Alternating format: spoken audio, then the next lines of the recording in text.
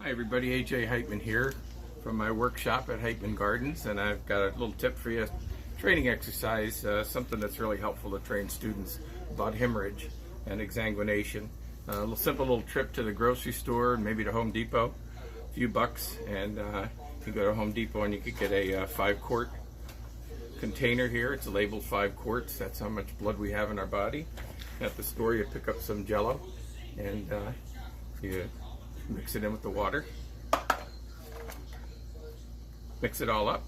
The first exercise we're going to do is we're going to actually show how exsanguination works, but some other things that we're going to talk about is taking some regular spongy insulation and putting a wood stick inside, along with perhaps a piece of tubing that we get in the garden department.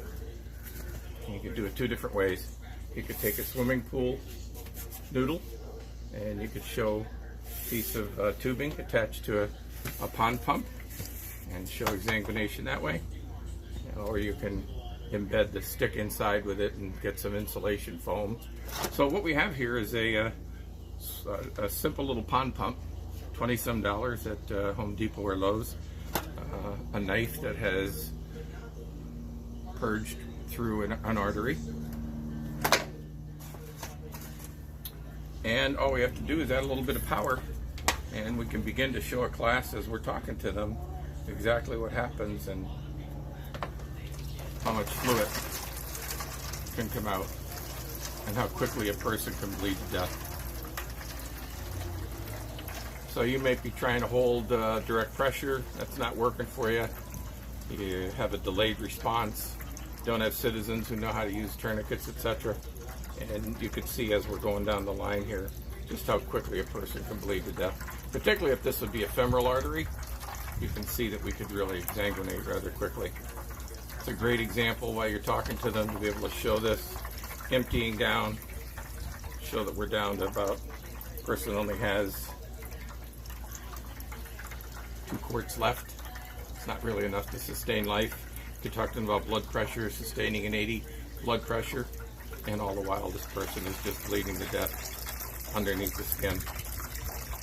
We have a vice grip at the distal end here, closing off the artery, so it's not going to be bleeding down that way. It's going to be bleeding exactly where I've stabbed it with the knife, and we're all ready to go. We've got a tourniquet in place here just for example to show the students, because what's going to happen is we're going to have an excessive amount of blood coming from here.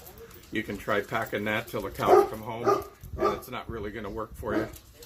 And you're going to have to use a tourniquet. The simple thing is to take the little $25 pond pump. You got 5 quarts of fluid, the average amount in the human body, and you start to have the person begin to hemorrhage.